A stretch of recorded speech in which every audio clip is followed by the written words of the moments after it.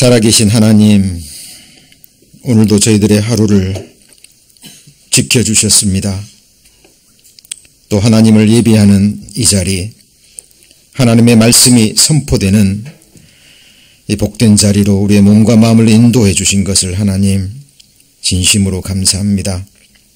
오늘도 우리의 마음의 눈을 더욱 밝혀주셔서 하나님의 말씀을 통해서 우리를 향하신 하나님의 거룩하신 뜻과 또 우리를 위해서 예비해 놓으신 죽음 건너편에 그 영원한 나라, 썩지 않고 더럽지 않고 쇠하지 아니하는 하나님의 영광스러운 기업을 바라보게 하시고 하나님이 주시는 안위와 또 소망을 품고 이 세상을 넉넉히 이겨갈 수 있도록 하나님 축복하여 주옵소서. 오늘 한 시간의 말씀을 오직 주 성령님의 가르치심에 능력에 인도하심에만 의뢰합니다. 저희를 구원하신 예수 그리스도의 이름으로 기도드립니다. 아멘. 시편 5편입니다. 하나님 말씀 시편 5편 805페이지입니다. 805페이지 시편 5편 자, 1절부터 3절까지 제가 봉독하겠습니다. 여호와여 나의 말에 귀를 기울이사 나의 심사를 통촉하소서. 나의 왕 나의 하나님이여 나의 부르짖는 소리를 들으소서. 내가 주께 기도하나이다. 3절은 같이 읽겠습니다. 여호와여 아침에 주께서 나의 소리를 들으시리니 아침에 내가 주께 기도하고 바라리이다. 로마서 15장 4절에 보면 그런 말씀이 있죠. 무엇이든지 전에 기록한 바는 우리의 교훈을 위하여 기록된 것이니 인내로 또는 성경의 안위로 소망을 가지게 하려 함이라 라는 우리가 성경을 배우는 너무나 중요한 목적에 관해서 기록한 말씀이죠. 창세기부터 요한계시록까지 기록된 모든 말씀들, 성경의 인물들과 인물들이 생애를 통해서 겪었던 여러 사건들, 또 그 사건의 결과들을 우리는 배우면서 우리는 인생들이 주는 교훈이 아니라 하나님이 주시는 교훈을 받는 거죠. 그런데 그 교훈을 받게 되면 그 결과가 무엇이어야 되죠? 인생들이 주는 교훈이 아니라 하나님께서 말씀을 통해서 우리에게 주는 교훈을 우리가 받았다면 그 결과 우리에게 어떤 일이 우리 마음속에 일어나죠? 네, 방금 제가 암송한 말씀 속에 있었죠? 한번 같이 볼까요? 인내로. 첫 번째는 하나님이 주시는 인내하는 힘을 얻게 됩니다. 자, 그리고 두 번째가 한번 같이 해보실까요? 성경의 안위. 성경의 안위가 뭐죠? 성경이 주는 평안과 위로입니다. 여러분, 우리에게 인생 가운데 정말 힘든 일이 있을 때, 정말 상처받은 일이라든지 굉장히 낙담할 일이라든지 우리 인간의 힘으로는 어찌할 수 없는 그런 위기나 또 재앙에 닥쳤을 때 우리는 주변의 가족들 또 친지들 이웃들로부터 위로의 말을 듣습니다. 그리고 어느 정도 도움도 받을 수 있죠. 그런데 우리 경험으로 알고 있죠? 어느 정도 잠깐 우리에게 인간적인 위로와 평안은 얻을 수 있지만 그것이 그렇게 우리의 인생의 문제를 궁극적으로 해결하는 데는 전혀 도움이 되지 않습니다. 그죠? 우리 사랑하는 가족이라든가 또 이웃들이 친지들이 어떤 어려움을 닥쳤을 때 또 마찬가지죠. 우리가 어느 정도 위로해 줄 수 있고 어느 정도 도와줄 수 있고 어느 정도는 섬겨줄 수 있어요. 그러나 한계가 있는 거죠. 그러나 성경이 주는, 하나님이 주시는 안위, 하나님이 주신 평안과 위로는 완전히 다른 차원의 것이죠. 그래서 기록된 말씀을 통해서 교훈을 얻게 되면, 인내와 그 다음에 성경이 주는 평안과 위로, 그리고 마지막이 뭐냐면 소망을 가지게 하려 함이라. 자, 성경을 통해서 교훈을 받게 되면 그 마지막 결과가 뭐예요? 소망입니다. 그 과정이 뭐죠? 첫 번째가 인내, 성경이 주는 평안과 위로를 받고 마지막으로 소망을 얻게 돼요. 그런데 이 소망이 인생들이 말하는 이 세상 장래에 대한 어떤 막연한 희망사항이 아니죠. 그죠? 베드로전서에 있는 그 말씀을 우리는 기억합니다. 찬송하리로다. 우리 주 예수 그리스도의 아버지 하나님이 그 많으신 긍휼대로 우리 주 예수 그리스도의 죽으신 가운데서 부활하심으로 말미암아 우리를 거듭나게 하사, 한번 같이 볼까요? 우리에게 산소망이 있게 하시며, 무슨 소망이게요? 산소망. 산소망의 영어로 뭐예요? Living hope. 말씀이 소망이 살아있는데, 이 living hope라는 말은 반드시 이루어진다는 거예요. 그런데 그것의 궁극적인 소망은 우리 주 예수 그리스도의 죽으신 가운데서 부활하심으로 말미암아 우리를 거듭나게 하사. 여러분, 이것이요, 하나님께서 우리에게 줄 수 있는 최고의 평안과 위로고, 그 누구도 앗아갈 수 없는 하늘이 주는 리빙 호프입니다. 산소망이에요. 여러분, 우리가 그것 때문에 믿음 생활을 하고, 그것 때문에 우리가 말씀을 배우는 거예요. 그렇죠?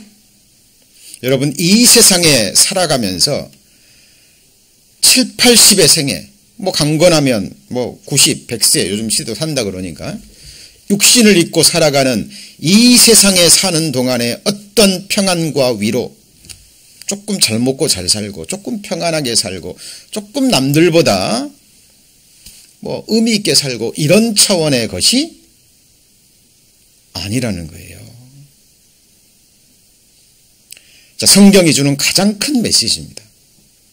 자, 오늘도 우리는 시편 5편 1절부터 3절까지의 말씀을 통해서 하나님이 주시는 교훈을 받을 거예요. 여러분, 다윗을 잘 알잖아요.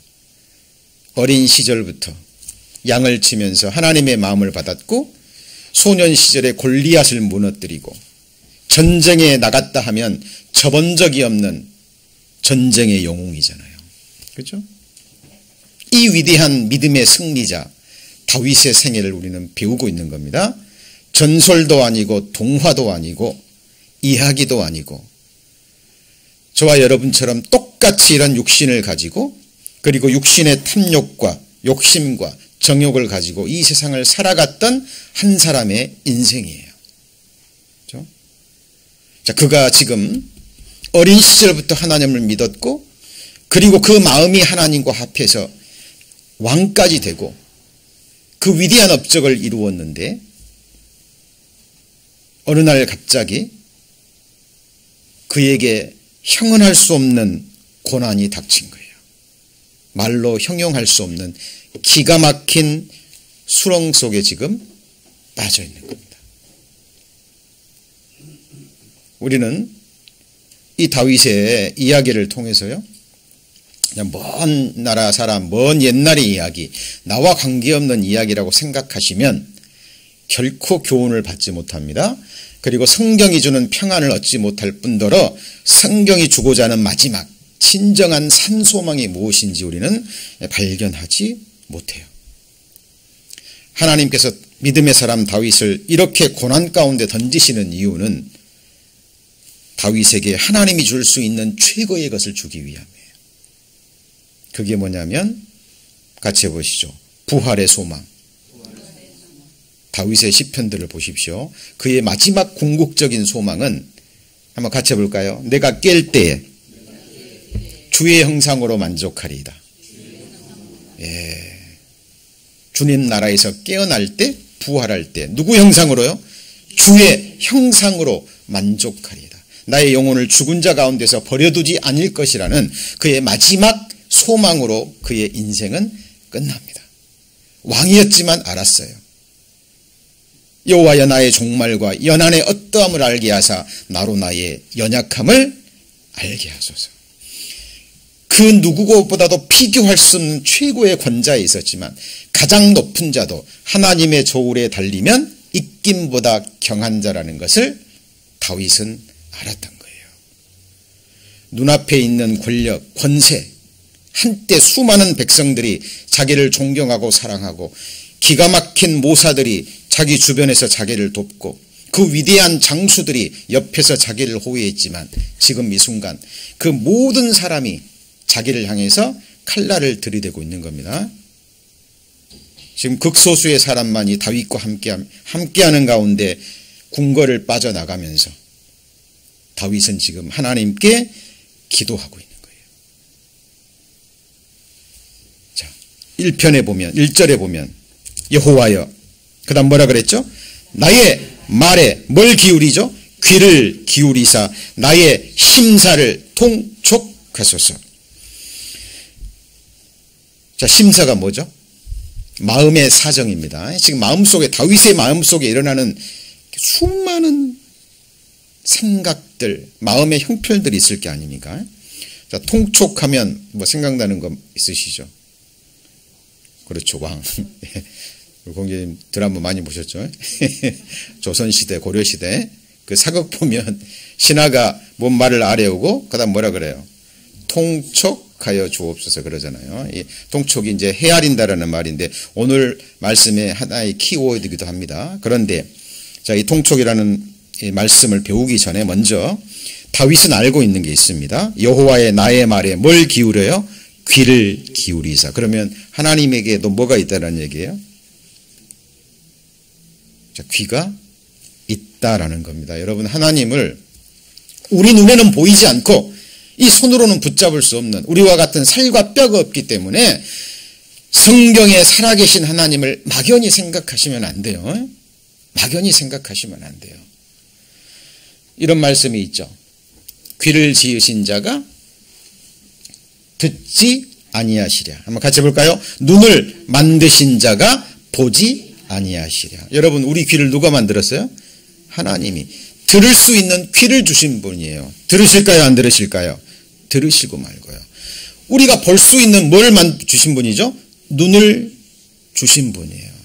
다만 하나님의 눈과 귀는 우리와 같은 이런 눈과 귀가 아니에요. 하나님, 우리의 눈은 이런 작은 손바닥 하나 가려도 안 보여버립니다. 그죠? 이 조그만 방 안에 우리가 있기 때문에 지금 밖에서 무슨 일은 몰라요. 그런데 하나님의 눈은 이런 눈이 아니죠? 완전한 눈입니다. 성경에 7 눈이라고 성경에 기록되어 있죠. 불꽃 같은 눈입니다. 역사 처음부터 끝까지, 영원부터 영원까지 모든 것을 동시에 볼 수 있는 완전한 눈이세요. 이 세상에 무슨 재판이 있잖아요. 그럼 재판 어떻게 하죠? 어떤 재판은 수년 동안 걸립니다. 그죠? 증거가 무엇인지, 그죠? 다 해서 어떤 거는 뭐 5년, 10년도 걸려요. 그런데 하나님의 심판은, 하나님의 재판은 오래 걸립니까? 오래 걸리지 않아요. 왜요? 하나님은 모든 것을 처음부터 다 알고 있고 마음의 중심의 동기까지 다 보십니다. 예. 자, 이걸 확장해 보죠. 하나님이 우리의 귀와 눈만 지으셨습니까? 우리의 뭣도 지으셨어요? 마음을 지으셨습니다. 여러분, 우리의 마음이 있죠? 인격이 있잖아요. 생각할 수 있는 능력이 있잖아요.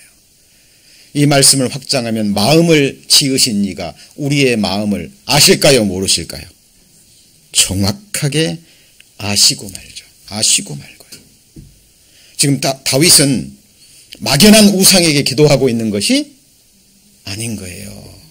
천지를 지으신, 하늘의 달과 별을 지으신, 시편 139편에 보면 어머니의 모태에서 자기를 조직하신 5장 6부를 지으시고 자기에게 영혼을 주신 자기의 창조주 하나님을 향해서 뭐하고 있는 거예요? 기도하고 있는 거예요. 여러분, 우리가 기도할 때요, 우리의 기도를 들으시는 대상이 누구신지 정확하게 알고 하셔야 됩니다.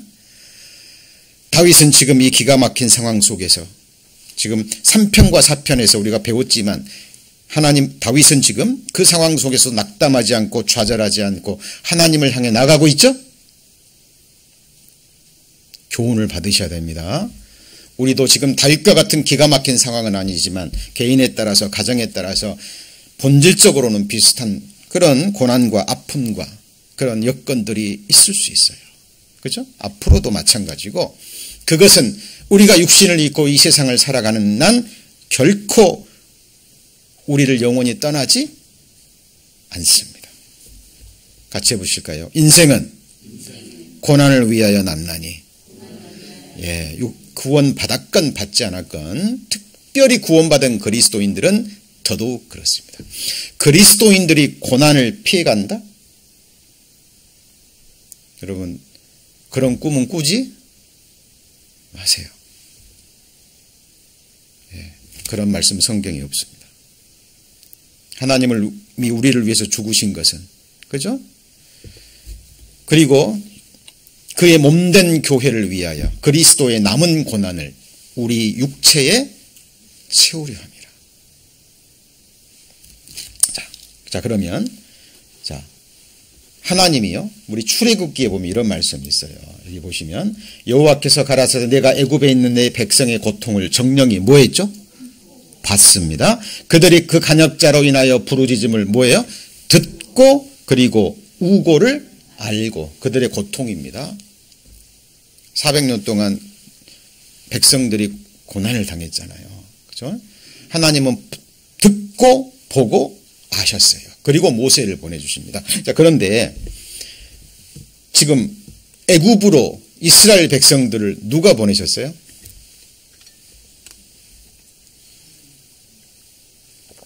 하나님의 백성입니다.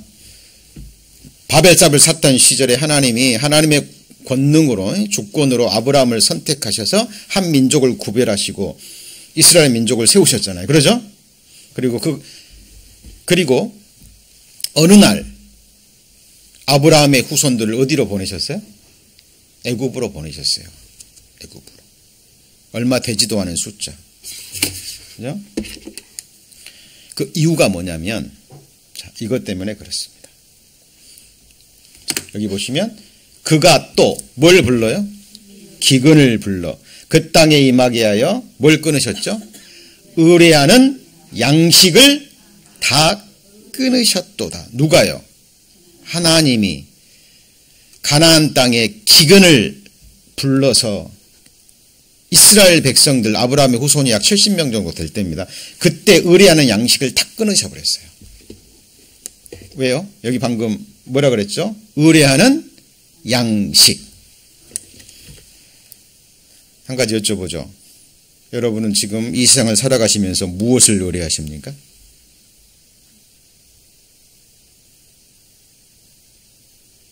한 가지 여쭤보죠. 눈에 보이는 양식입니까? 눈에 보이는 양식을 주시는 살아계신 하나님이십니까? 어렵지 않죠?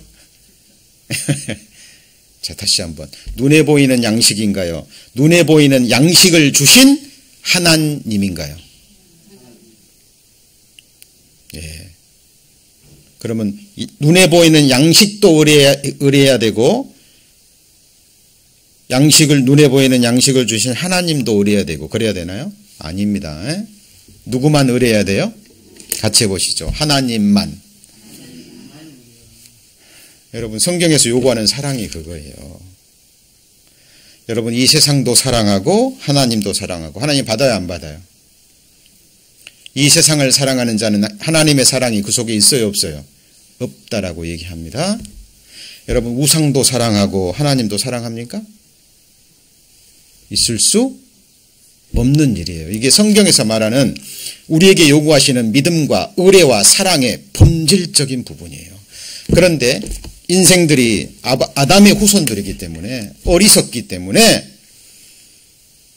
하나님이 아브라함을 불러서 한 민족을 구별하셨지만 어느 정도 시간 지나서 벌써 하나님을 잊어버린 거예요. 그리고 뭘 의뢰해요? 눈에 보이는 양식을 의뢰하는 겁니다. 이 백성이 누구 백성이에요 지금?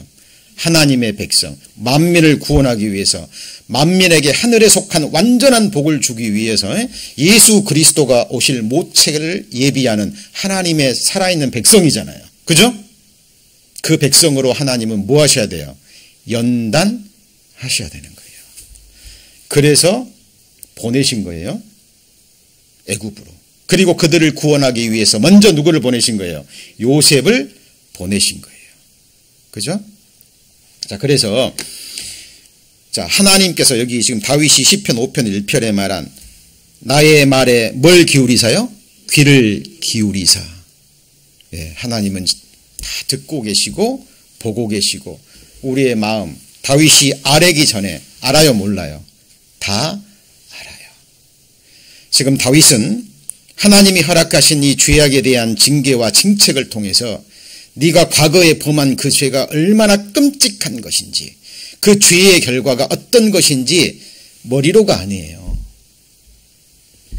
체험적인 고난을 통해서 그 죄로부터 철저하게 구별시키고 그리고 그 마음의 중심이 완전히 돌아서서 하나님만을 향한 소망의 사람으로 만들기 위한 하나님의 거대한 구속의 드라마 속의 한 부분인 거예요. 다윗은 그것을 압니다. 그걸 깨닫고 지금 하나님을 향해 부르짖고 있는 거예요. 자, 그러면 자, 통촉하다라는 이게 이제 고어입니다. 이제 우리말로 이게 그 히브리어로 빈이라고 있는데요. 이걸 이제 해석하면 뭐라고요? 헤아리다. 그리고 이해하다. 라는 의미를 가지고 있고요. 그리고 지각하다, 식별하고 분별하다 라는 자, 의미를 가지고 있습니다. 그리고 이 식별하다, 지각하다 라는 거는 오감으로 시가 뭐예요? 보는 거죠. 청은요? 듣는 거죠. 그리고 후는요? 냄새, 미는요? 혀, 촉각은 뭐죠? 이 터치로. 그러죠?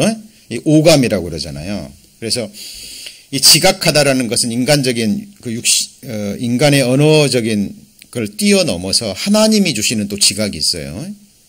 그래서 지금 다윗은 이 모든 것을 아시는 하나님 앞에 지금 자기의 심사, 마음에서 그 마음의 사정이 어떠한지 하나님 헤아려 달라고 지금 자기의 고통이 고난이 얼마나 심한지 그를 헤아려 달라는 간절한 자, 기도를 드리고 있습니다. 자, 그런데 여기서 이 특별히 빈이라는 히브리어 단어 중에 이 지각하다 라는 의미가 식별하고 그다음 뭐예요?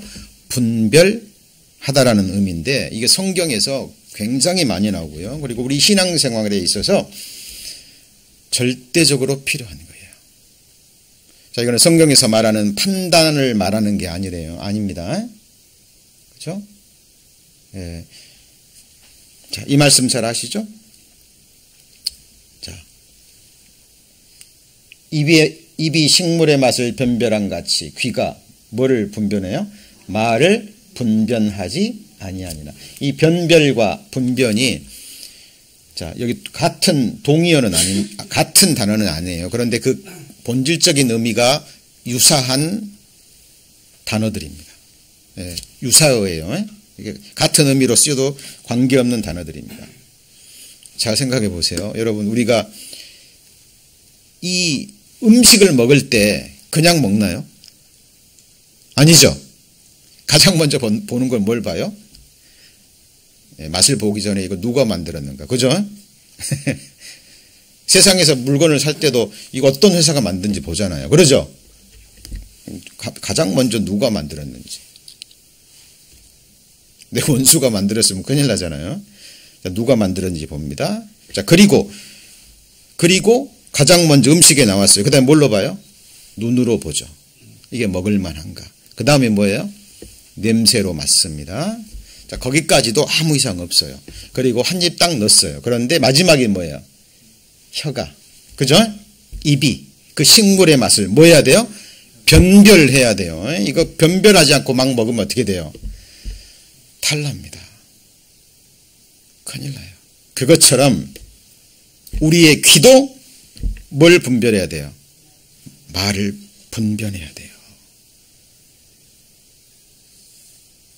우리가 지금 배우는 성경이 사람의 말인지 아니면 살아계신 하나님의 말씀인지.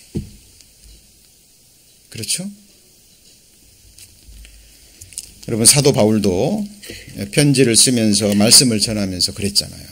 데살로인들에게 편지를 지면서 내가 너희를 생각할 때마다 항상 감사한 것은 너희가 내 말을 들을 때 뭘로 듣지 않았어요? 사람의 말로 듣지 않고 살아계신 하나님의 말씀으로 들은 것을 감사했어요. 왜 그랬을까요? 여러분, 사도 바울도 흠이 많은 사람이에요. 그렇죠? 과거에 교회를 대적했던 사람이고 성경에도 보면 수많은 사람들이 바울을 대적했어요. 편지를 보면 힘이 넘치는데 얼굴과 얼굴을 대하고 볼 때는 왜 이렇게 힘이 없냐 부터 시작해가지고요. 다윗을 허물 잡는 사람들이 그리고 대적하는 사람들이 너무나 많았어요. 그 누구도 아닌 바울 자신이 하나님의 말씀을 가로막는 하나의 장벽이라는 걸 알았던 거예요.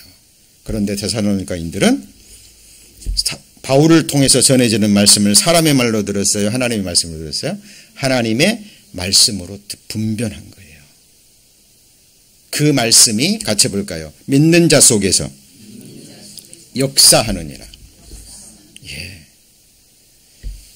사도행전에 보면 고넬료가 환상을 듣고 욥바로 사람을 보내서 누구를 초청하죠? 베드로를 초청합니다. 베드로가 갔더니 고넬료 집에 가족들, 친척들이 다 모였어요. 그리고 고넬료가 뭐라고 얘기하죠?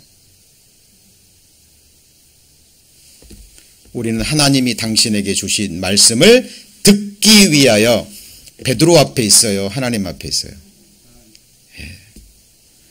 여러분, 그 자세로 임할 때 뭘 분별할 수 있어요? 하나님의 말씀을 분별할 수 있는 거예요. 여러분, 골방에서 성경을 읽으실 때도 마찬가지예요. 읽으실 때도 그냥 종이에 적혀져 있는 그냥 글 이렇게 보시고 그 마음 자세가 그러면 성경이 들어와요, 안 들어와요? 안 들어옵니다. 예, 제가 개인적으로 드리는 기도문 중에 그런 말씀이 있습니다. 기도의 한 일부분이에요. 하나님, 매일 매순간 쉼없이 하늘의 신령하고 참된 양식과 음료인 주님의 살과 피를 매일 매순간 먹게 하시고. 제가 방금 뭐라고 그랬어요? 하늘의 신령하고 참된 양식과 음료인 그 다음 뭐예요? 주님의 살과 피를 먹고 마시게 하시고. 제 개인적으로 제가 골방에서 성경을 대할 때 저의 마음가짐입니다. 종이에 써져 있는 글을 읽는 것이 아니라 그냥 습관적으로 계획대로 성경 말씀을 그냥 1년에 몇 독하기 위해서 읽는 것이 아니라 저는 지금 뭘 먹고 있는 거예요? 하늘의 신령하고 참된 내가 영원히 하나님 앞에 살아남기 위해서 생존하기 위해서 먹어야 될 나의 진정한 양식과 음료인 주님의 뭐예요? 살과 피입니다. 왜요? 예수님이 그러셨잖아요. 나는 하늘에서 내려온 산 떡이요 내 피는 참된 음료로다. 여러분, 이 세상에서 아무리 맛있는 음식 먹고 마셔도 잠시 만족을 주고 힘을 주고 육신적인 성장을 주고 일하는 수 있는 힘을 주잖아요. 근데 그거는 영원한 양식이 돼요, 안 돼요? 안 됩니다. 우리 조상들이 그거 먹고 조금 살다가 다 죽었어요. 지금 우리가 먹고 마시는 양식, 살과 피는 먹으면 영생하는 주님의 살과 피입니다. 주님을 우리에게 영원한 생명의 양식으로 주시기 위해서 오셨고 실제로 주셨어요. 그러죠? 태초에 말씀이 계시니라 이 말씀은 하나님과 함께 계셨으니 이 말씀은 곧 하나님이십니다. 이거를 뭐 하셔야 된다는 거예요? 듣고 읽으면서 뭐 해야 돼요? 분별하셔야 된다니까요. 말씀을 전하는 자가 어그러진 말을 해서 자기를 세우고 높이고 쫓게 하는지 아니면 살아계신 하나님을 향하게 하는지, 그렇죠? 이것을 성경에서는 같이 보실까요? 지각이라 그래요. 이게 적절한 언어가 없기 때문에 뭐 이해하다, 분별하다, 변별하다, 식별하다, 또 영어에서는 이해하다, 뭐 understand 이런 것들이 뭐 realize 쓰지만은 좀 부족하다고 생각해요. 그래서 이것이 바로 하나님이 주는 지각, 또 하나님을 찾는 그 마음이 성경에서 말하는 진정한 의미의 단어입니다. 같이 볼까요? 지각. 그래서 하나님이 하늘에서 인생을 굽어 살피사 누구를 찾아요? 지각이 있는 자와 하나님을 찾는 자가 있는가 보려 하신 적. 지각이 있다면 누구를 찾아요? 하나님을 찾는 거예요. 그리고 이 지각은 세상을 살아가는 어떤 지혜, 사람들을 만나고 사귀는 데 있어서 어떤 지혜, 이런 걸 말하는 것이 아니에요. 그것은 바로 말씀이 증거하는, 모든 성경이 증거하는 예수 그리스도가 누구인지, 그리고 그분이 행하신 일, 그리고 그분과 그 누구도 아닌 나와의 관계가 무엇인지, 그것을 정확하게 아는 거예요. 근데 이 지각은 어디서부터 오냐면 하나님께로부터 와요. 하나님께로부터 옵니다. 그래서 성경에도 나오잖아요. 하나님은 우리에게 말씀하셨잖아요. 진주를 어디다 던지지 말아요? 개나 돼지에게 던지면 안 된다 그랬잖아요. 돼지는 진주가 귀한지 알아요? 몰라요? 몰라요. 이 하나님의 말씀, 이 복음은 독생자 예수 그리스도의 죽음을 통해서 하나님이 우리에게 주시고자 하시는 최고의 복음이에요. 이걸 성경에서는 진주라고 표현합니다. 우리를 살게 하는 유일한 복음이거든요. 이것을 하나님은 아무에게나 주지 않으셔요. 모든 사람이 구원받기를 원하지만 믿음은 모든 사람의 것이 아니라니까요. 누구한테요? 중심에서 지각이 있어서 하나님을 찾는 자에게 주십니다. 그리고 마음의 눈을 열어주셔서 예수 그리스도가 누구인지 알게 하시는 거예요. 저는 태어나서 지금까지 어린 시절부터 정말 찾고 싶었어요. 하나님을, 진리를. 제가 간증 때보다 말씀드렸죠. 어린 시절부터 정말 죽음이 두려웠어요. 죽음이. 어린 시절 어머니가 맨날 1년에 12번도 뭐예요. 맨날 드리는 제사를 통해서 아버님이 저를 손을 잡고 무덤을 얼마나 많이 다니셨는지 몰라요. 친척들이 많아가지고 장례식을 얼마나 많이 갔는지 모릅니다.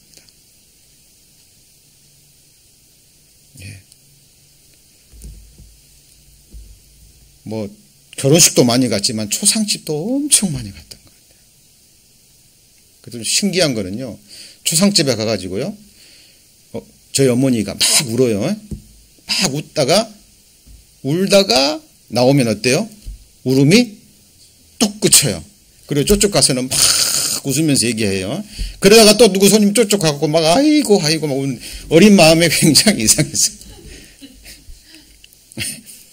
여기서 막 우시다가 이쪽 가서는 또 막 또 웃고 얘기하시다가 누구 오면 또 막 아이고 하시다가 손님들이 많았거든요. 그래갖고 지금도 기억합니다. 아재. 오시면 다 아재예요. 뭐한 지척인 것 같아요. 막 어떨 때는 일주일 열흘도 계셔요. 도포 쓰고 이거 쓰고 다 와가지고. 그래서 이제 떠날라 그러면 뭐라 그런지 아세요? 이제 떠날라 그러면 아이고 아재 더 있다 가시지. 막 잡아요 진짜. 보따리 싸고 나가시잖아요. 그러면 보따리를 잡아가지고 끌어요. 아재 좀만 더 있다 가세요. 벌써 가실라 그래요. 그러다가 가시면 아유, 저 영감탱이가 빨리 좀 가지만은. 예, 어린 마음에요. 예, 어머니의 그런 모습들을 보면서, 그리고 형들, 누나들, 친척들을 정말 인생들 살아가는 모습을 보면서요, 많은 것들을 생각했던 것 같아요. 진짜 인생 너무 허무하잖아요. 그죠? 그리고 많지도 않은 8남매, 저희 형들, 누나 때문에 어머니가 속상하고 힘들어하고 잠 못 자고, 했던 그런 모습들을 보면서요, 정말 인생이 뭔가, 진짜 인생이 뭔가. 나도 언젠가는 저렇게 죽어서 흙에 들어갈 텐데. 그리고 저희 어머니가 거의 매일 미사를 다니셨기 때문에 매일 어머니 손잡고 새벽 미사 다니면서 제단 앞에 있는 십자가에 걸려있는, 그죠? 팬티만 차고 못 박혀있는 저분이 누굴까? 좀 찾았습니다. 네. 그리고 어느 날 정말 성경을 통해서 주님을 만났고요. 만난 이후에 지금도 하나님을 찾고 있습니다. 예수 그리스도를 만났고 그분이 어떤 분인지, 그분이 왜 나를 창조했고 왜 나를 구원하셨고 왜 나를 말씀의 사역자로 부르셨는지, 내가 주님께 받은 소명이 무엇인지 지금도. 왜냐하면 하나님은 전혀 제가 생각하지 않은 곳으로 제 생애를 이끌어요. 항상 그렇습니다. 여러분은 어떠시던가요? 맞습니다. 나의 가는 길을 오직 누가 하셔요? 하나님만이 하십니다.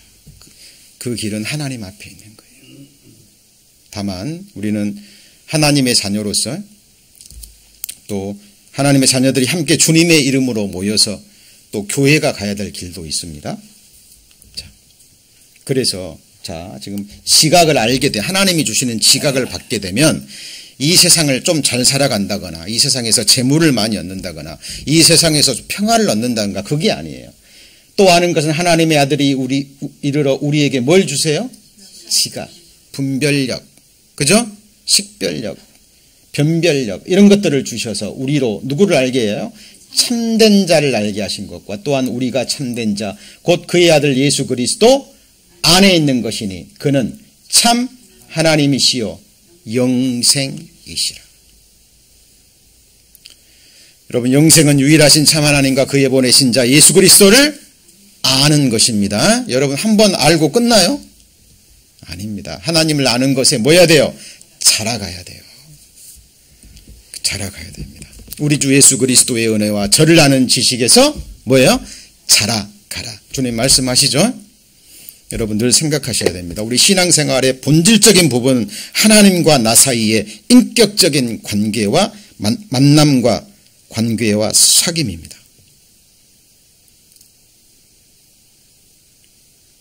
여러분 오늘 또 주님과 사귀셨어요? 예, 그러셨으리라 믿습니다. 여러분, 사랑하면요, 아침에 가장 눈을 뜨면 사랑하는 사람이 생각납니다. 그렇죠? 사모하는 사람. 여러분, 앞으로 누구를 정말 만나고 싶으세요? 누구를 만나고 싶으시죠? 예. 나를 창조하신 분, 나를 계획하신 분, 영혼 속에 나를 계획하시고 어느 날 어머니의 모태에서 나를 조직하신 분. 여러분, 이 모태에서 잉태가 된 지 2주인가 3주면 심장이 만들어진대요. 3주인가?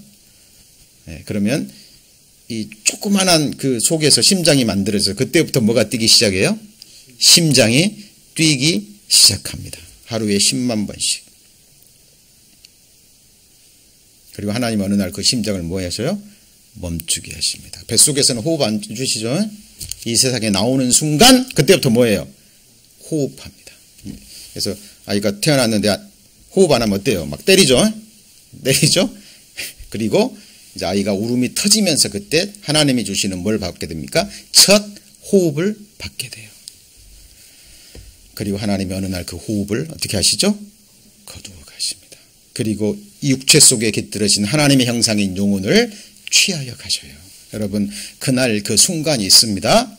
우리는 그날 그 순간까지 우리가 가장 힘써야 되고 가장 우리가 마음을 기울여야 될 게 뭘까요? 나를 지으신, 나를 구원하신, 그리고 나와 함께 영원이라는 시간을 보내게 될 나의 영원히 섬길 자, 나의 왕, 나의 구주, 나의 하나님 예수 그리스도를 알아가는 거예요. 여러분, 여기에 여러분의 모든 나머지 생애의 정열을, 열정을 쏟으셔야 돼요. 예. 거기에 올인하셔야 됩니다. 예. 그리스도인들은 바로 그런 사람들이에요. 그렇죠? 그래서 하나님이 주신 지각으로 하나님을 알고요. 그 다음에는 이제 살아가면서 그 지각을 사용하셔야 돼요. 여기 보시면 단단한 식물은 뭐라 그랬죠? 장성한 자의 것이니 저희는 뭘 사용함으로요? 지각을 사용함으로 연단을 받아 선악을 분별하는 자들입니다. 그러니까 성경에 보면 젖과 같은 식물이 있고 밥과 같은 식물이 있고 그 다음 뭐가 있어요? 장성한 자의 단단한 식물이 있는 거예요. 그렇죠? 그래서 여호와를 아는 지식에서 자라갈 때, 하나님을 아는 지식에서 자라갈 때 내 믿음도 자라가는 거예요. 그렇죠? 예. 그래서 성경에 보면 하나님이 나누어 주신 뭐가 있다 그랬어요? 같이 해보시죠. 믿음의 분량. 그 이상을 생각하면 또 하나님의 정해주신 선을 뭐 하는 거죠? 넘어가는 거예요. 우리 각 사람에게 주신 믿음의 분량이 있습니다. 그래서 하나님 앞에 우리는 구해야 돼요. 믿음을 더하여 주시고. 그죠? 또 믿음은 자라가야 돼요. 맞습니까? 같이 해볼까요? 믿음이 더욱 자라고. 믿음은 자라는 거예요. 그리고 믿음은 정금과 같은 온전한 믿음이 돼야 돼요. 그래서 히브리서 12장 2절에 믿음의 주요, 그 다음 뭐죠? 온전케 하시는 이인 예수를 바라보자. 뭘 온전케 해요? 믿음을. 이게 영어로 finisher라는 단어가 쓰였습니다. 끝을 내주는 사람. 그러니까 믿음의 끝에 이르게 하시는 분이 누구예요? 예수 그리스도예요.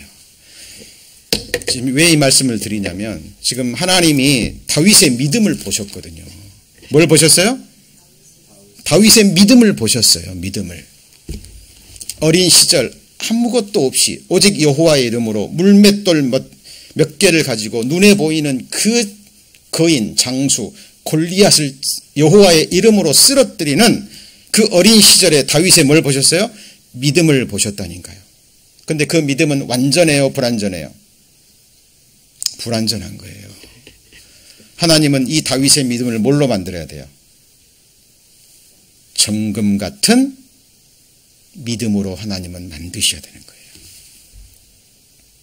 믿음이 있었지만 여전히 세상을 향한 탐욕, 자기 마음을 높이는 교만, 육신의 정욕, 다윗 속에 있었어요? 없었어요? 있었어요. 다윗은 저와 여러분과 별반 다른 사람이 아니에요. 다른 것이 있다면 지각이 있어서 어린 시절부터 뭘 찾았어요? 하나님을 찾았고, 그죠? 그리고 하나님께서 말씀을 통해서 책망하실 때 그 앞에서 꼬꾸라질 줄 알았어요. 가장 중요한 거예요. 그래서 신앙생활 할 때 누군가가 여러분을 낮추실 때 그 뒤에 계신 하나님을 보셔야 되고, 그러죠? 예, 근데 그것이 어렵거든요.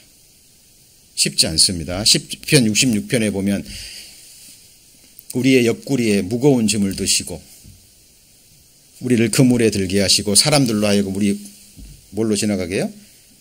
머리로 지나가게 한다는 게 뭐예요? 밟고 지나가게 하는 거예요. 지금 시편 3편부터 5편까지가 어떤 학자는 6편도 압살롬에게 도망갈 때 배경을 가지고 있다고 어떤 학자들은 얘기합니다만은 지금 다윗이 지금 뭐 하고 있는 거예요? 지금 밟히고 있죠? 누구한테요?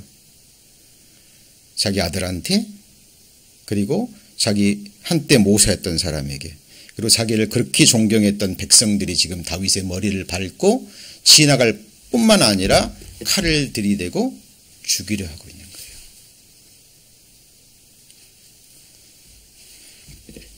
지금 하나님은 다윗을 뭐 하고 있는 거죠?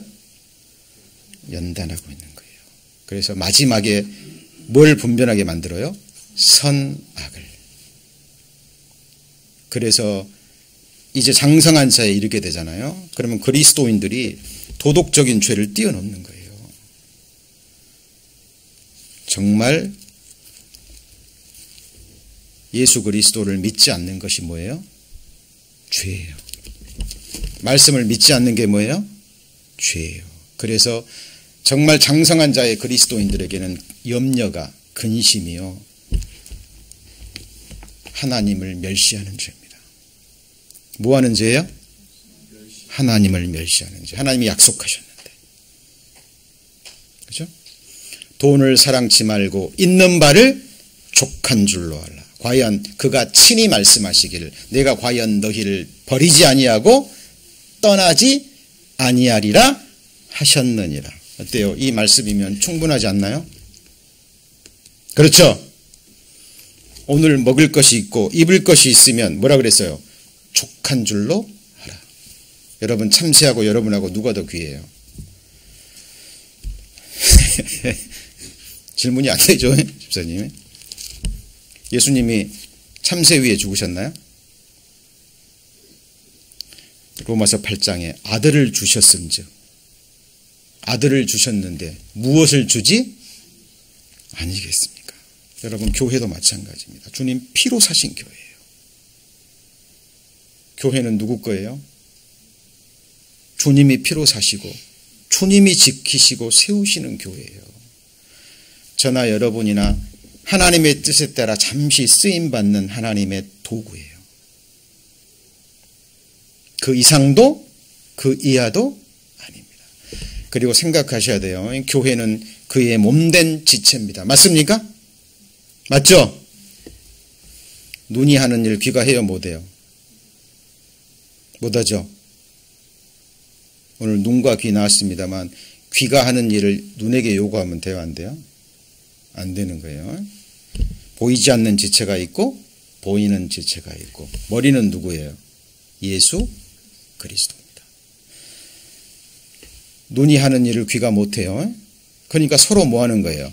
같이 해보실까요? 합력하여 서로 부족한 부분을 뭐 해야 되는 거예요? 보충해야 되는 거예요. 자, 이것이 우리 몸된 교회 생활을 통해서 지각을 사용함으로 이 믿음이 연단을 받아서 결국은 하나님이 기뻐하시는 선악을 분별하는 자까지 이르게 하기 위해서 하나님이 지금 믿음의 사람들을 이끌어 가시고 그 안에서 행하시는 거예요. 지금 다윗은 이만한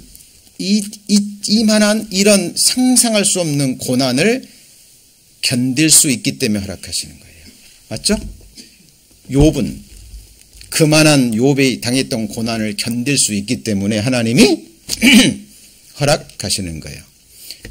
감당치 못할 시험 당함을 하나님은 뭐라 그랬어요? 허락지 않으십니다. 그래서 항상 생각하셔야 돼요. 여러분 생애 가운데 정말 어려움이 있을 때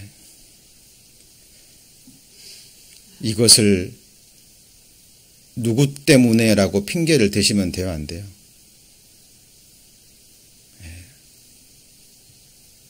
결론은 내 죄 때문이고 이걸 행하신 분은 누구예요? 하나님이십니다. 여러분 이 믿음에 이르기까지요, 이 중심에서 이 고백이 이르기까지 우리가 정말 믿음의 사람입니까? 하나님, 지난주에도 말씀드렸죠. 우리가 알곡이라면 하나님은 탈곡기에 우리를 던지기를 두려워하시 안 하셔요? 절대 안 하십니다. 그리고 탈곡기를 통과하지 않으면 그가 알곡인지 쭉정인지 알아요, 몰라요? 모릅니다. 근데 말씀드렸죠. 그것이 실제로 너무 아프기 때문에. 근데 염려하지 마세요.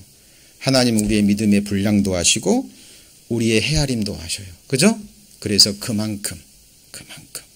그래서 하늘에서의 영광도 그만큼인 거예요. 하늘에서 받을 영광과 상급과 권세도 뭐예요? 그만큼인 거예요. 이게 성경에서 말하는, 같이 볼까요? 하나님의 공의. 이게 하나님의 공의예요. 그래서 예수님 오시면 같이 볼까요? 행한 대로. 하나님 앞에 가면 우리는 아무 말도 못해요. 여러분, 인생들 앞에서나 서로 이런저런 얘기하고요. 그러지 하나님 앞에 가서는 우리가 할 일은 뭐예요? 입술을 닫는 일밖에 없어요. 그리고 드릴 것은 감사와 찬송과, 그 다음 뭐예요? 영광입니다. 다윗의 찬송시를 보세요. 고난 가운데서도 마지막은 다윗은 찬송과 감사로 끝나고 하나님께 뭘 돌려요? 영광을 돌리는 거로 끝나요. 그죠? 예. 그것이 그냥 된 것이 아니라 하나님이 다윗을 사랑하사 다윗을 기가 막힌 수렁에 던지시고 그 죄악의 결과가 무엇인지. 그죠? 우리 2주 전인가 말씀드렸잖아요. 하나님이 나단을 통해서 다윗에게 책망할 때 다윗이 돌이켰어요, 안 돌이켰어요? 돌이켰어요. 그래서 하나님 용서해 주셔서 안 해주셨어요? 해 주셨어요. 그런데 너희 집안의 칼이 떠나지 아니하리라. 나단 선지자를 통해서 말씀하셨고 마지막까지 칼이 떠났어요, 안 떠났어요? 안 떠났습니다. 그죠? 지금은 압살롬이지만 늙어서는 또 다른 아들이 반역을 일으켜요. 그죠? 다윗의 뜻은 솔로몬인데 또 다른 아들 나다니엘이 반역을 일으킵니다. 알죠? 마지막까지 칼이 다윗의 집안을 떠나요, 안 떠나요? 떠나지 않아요. 다윗은 마지막 죽을 때까지 뭘 생각했을까요? 죄악의 끔찍한 결과. 여러분, 아브라함이 하나님을 잠시 믿음에서 비껴가서 하갈을 통해서 이스마엘을 취했어요. 아브라함 지금 어디 있죠? 하나님 품에 있습니다. 자기가 잠시 믿음에서 비껴나 육신의 생각으로 육신의 행동을 취했을 때 그 결과로 나온 죄악의 결과물, 이스마엘의 후손들 아랍인들이 지금 이스라엘 민족의 옆구리에 올무가 되고 눈에 뭐가 돼요? 가시가 돼서. 하나님 그거 다 아셨어요, 모르셨어요? 다 아십니다. 그리고 그 위에 하나님의 역사를 펼쳐가시는 거예요.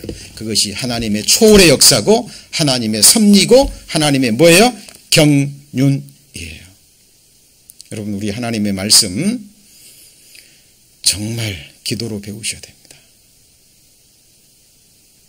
그리고 교회는 가장 중요한 게 강단에서 하나님의 말씀이 선포되어야 되는 거예요. 그리고 그 말씀을 받는 각인의 자세는 각각입니다. 그거는 하나님도 어찌할 수 없으셔요. 다만 중심에서 하나님을 찾고 하나님의 뜻을 찾는 자들에게 하나님이 지각을 주십니다. 그렇죠? 그리고 주신 그 지각만큼 하나님은 연단하셔서 하나님의 선하시고 기뻐하신 온전하신 뜻을 분별하게 하십니다.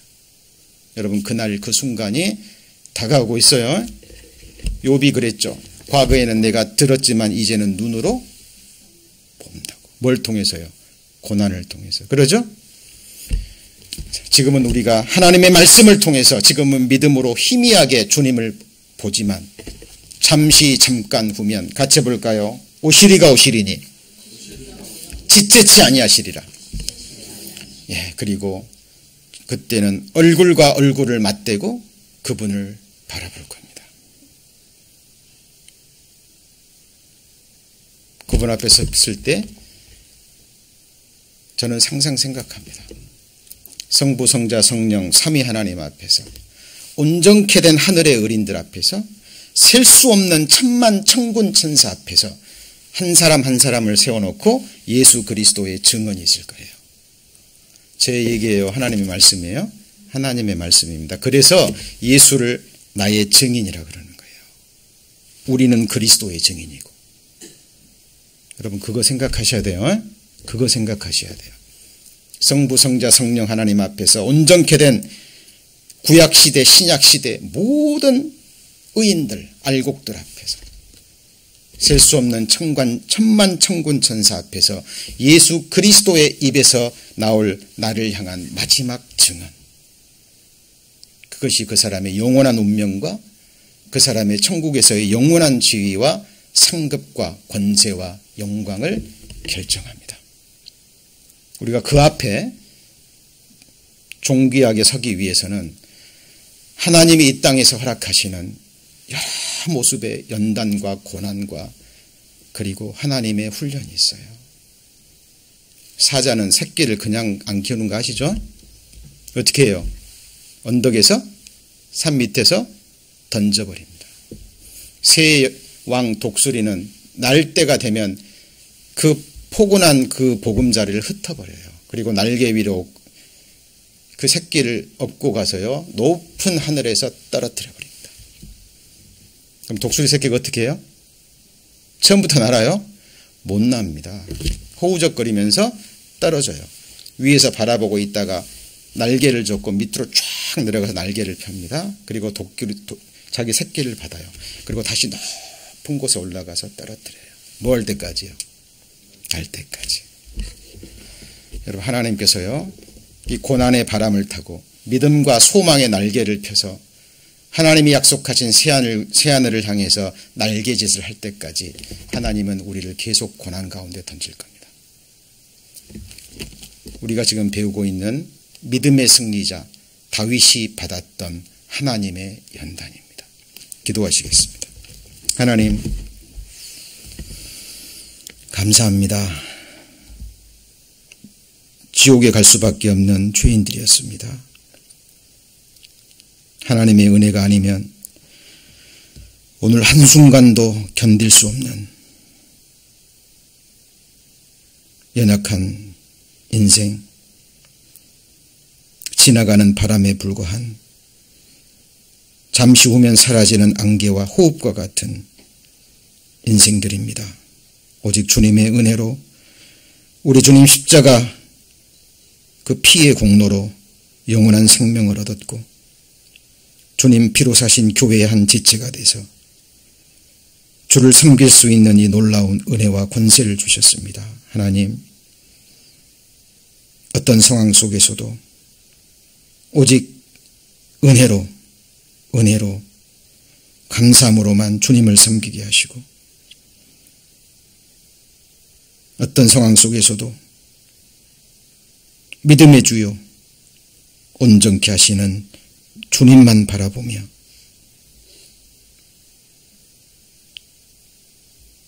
끝까지 주님과 동행할 수 있도록 또 주님을 경외하는 자들과 또 한마음이 돼서 우리가 받은 사랑으로 서로 합력하며 오직 주님의 선을 이루어갈 수 있도록 주님 축복하여 주옵소서. 내가 이 반석 위에 내 교회를 세우리니 음부의 권세가 이기지 못하리라 약속하셨습니다. 저희들 오직 그 약속의 말씀만을 의지하고 오늘 하루 또 주님 내일 허락하신다면 내일 하루 믿음으로 살기를 원합니다. 하나님 함께하여 주옵소서. 주 예수님 이름으로 기도드립니다. 아멘.